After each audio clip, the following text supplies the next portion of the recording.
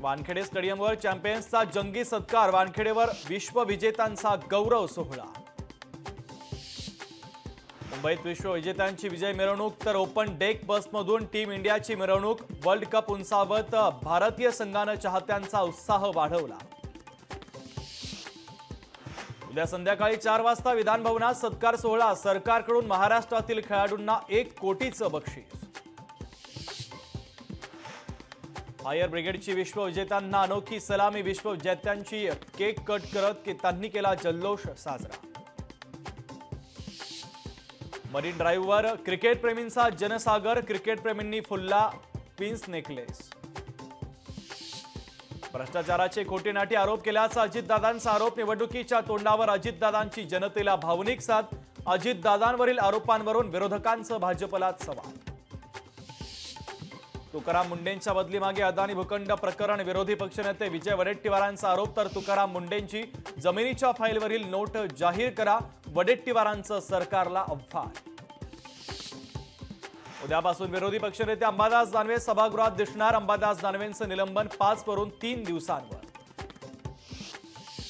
हाथरसमधील चेंगराचेंगरीनंतर भोलेबाबा फरार, भोलेबाबा सीसीटीव्हीमध्ये कैद, हाथरसच्या चेंगराचेंगरीत तब्बल 121 जणांचा मृत्यू। राज्य मंत्रिमंडळाची बैठक पुढे ढकलली, विधान भवनात 5 जुलैला 2 वाजता होणार बैठक।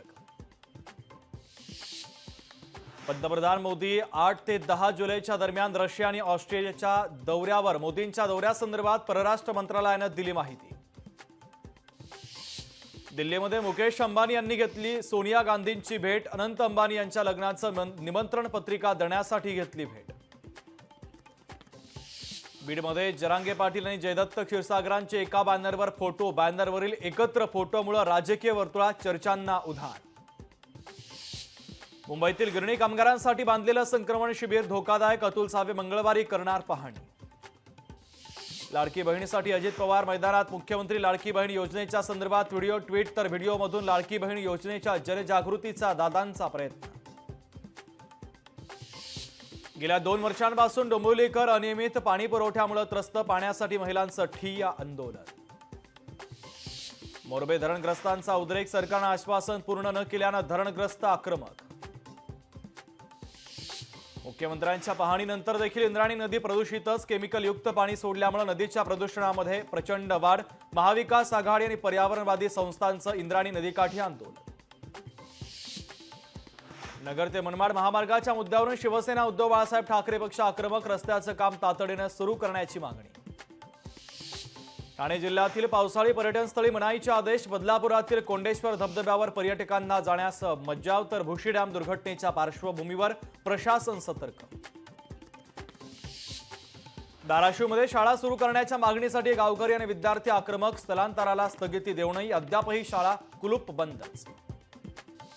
सातारामध्ये राहुल गांधींच्या विरोधात निषेध बॅनर, तर भाजपच्या वतीनं राहुल गांधींच्या वक्तव्याचा निषेध।